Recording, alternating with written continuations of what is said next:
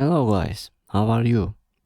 Today we will perform gradient descent in Python.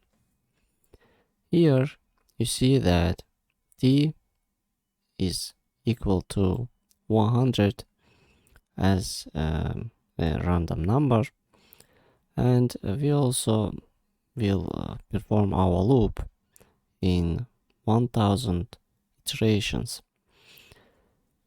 And if you remember these formulas, our gradient was equal to 2t minus 60, and t was equal to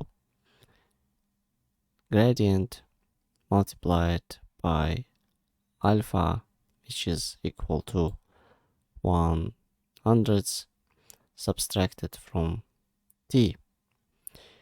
And if you don't remember, you can watch our slide where these formulas and loop was shown. So we will perform our loop for 1000 iterations. So we performed 1000 iterations. Let's see what's the t. It's around 30. And what's the gradient? It's around 0. As you see, they are not exactly 30 and 0, but they are around these numbers, and any further iteration will result in insignificant change of t. We can perform here for 10 iterations in order to see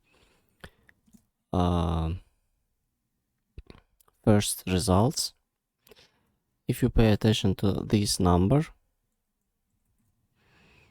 it's here. It was the second t after 100, and actually it is. This third number was this number, and actually it is. And gradients also have the same numbers. And if you wanna see us performing our loop for 10,000 iterations, let's see what we will have. They are even improved and very close to 30. T is very close to 30, and gradient is very close to 0. And if we try to plot our gradients in this code, we improved with adding empty list of gradients for appending gradients at each iteration.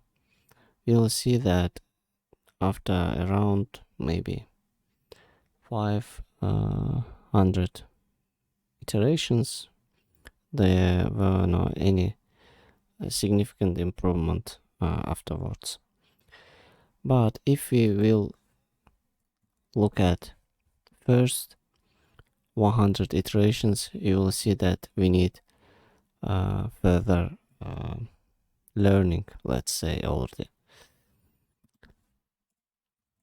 If we will look at 200 iterations, you will see that it starts to converge. Let's see, at 500. At 500, as you can see, that it starts to converge. So that's all for now. The link for this notebook will be in this description. That's all for now. See you in the next lectures.